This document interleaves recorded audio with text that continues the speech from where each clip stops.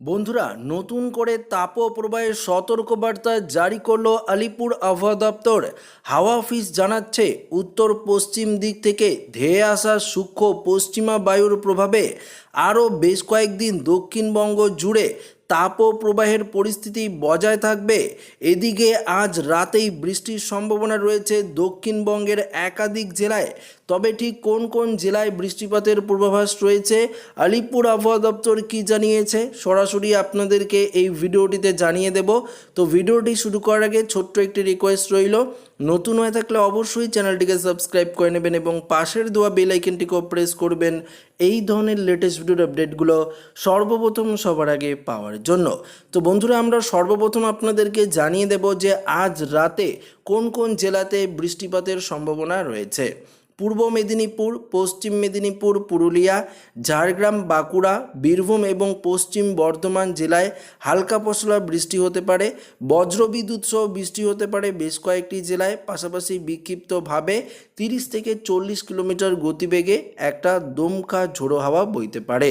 এরপর মঙ্গল ও বুধবারও পূর্ব মেদিনীপুর, পশ্চিম মেদিনীপুর এবং ঝাড়গ্রামের কোথাও কোথাও বৃষ্টি চলবে।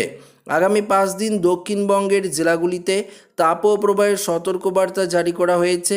কিছু জেলায় বৃষ্টির জেরে আজ এবং আগামীকাল 1 থেকে 2 ডিগ্রি তাপমাত্রা কমলেও তাতে গরম কিন্তু কমবে না। প্রসঙ্গত, দক্ষিণবঙ্গে বিগত 50 বছরের রেকর্ড ভাঙছে গরমের দীর্ঘস্থায়িত্ব। চলতি সপ্তাহে কলকাতাতেও বৃষ্টি হবে না বলেই জানিয়েছে আবহাওয়া দপ্তর। দক্ষিণবঙ্গের পশ্চিমের জেলাগুলিতে ইতিমধ্যেই জারি হয়েছে লুর সতর্কবার্তা। চলতি সপ্তাহে বৃষ্টির সম্ভাবনা রয়েছে উত্তরবঙ্গেও। সোমবার উত্তরবঙ্গের দার্জিলিং, জলপাইগুড়ি, কালিম্পং এবং আলিপুর দুয়ারে আর কিছুক্ষণের মধ্যেই বজ্রবিদ্যুৎ সহ বৃষ্টির সম্ভাবনা। আগামীকাল মঙ্গলবার বৃষ্টি হতে পারে কোচবিহার, দার্জিলিং, জলপাইগুড়ি, কালিম্পং এবং আলিপুর দুয়ারে। পাশাপাশি বাংলাদেশ এবং ত্রিপুরার বেশ কয়েকটি জেলায় বৃষ্টিপাতের সম্ভাবনা রয়েছে।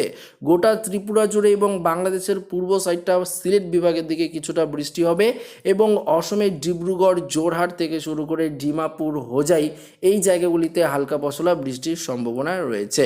তো আশা করি এই আপডেটটি প্রত্যেকের ভালো লেগেছে। ভিডিওটি ভালো লাগলে লাইক করে বন্ধুদের সাথে শেয়ার করবেন। নতুন হয়ে থাকলে চ্যানেলটিকে সাবস্ক্রাইব করে নেবেন। ধন্যবাদ।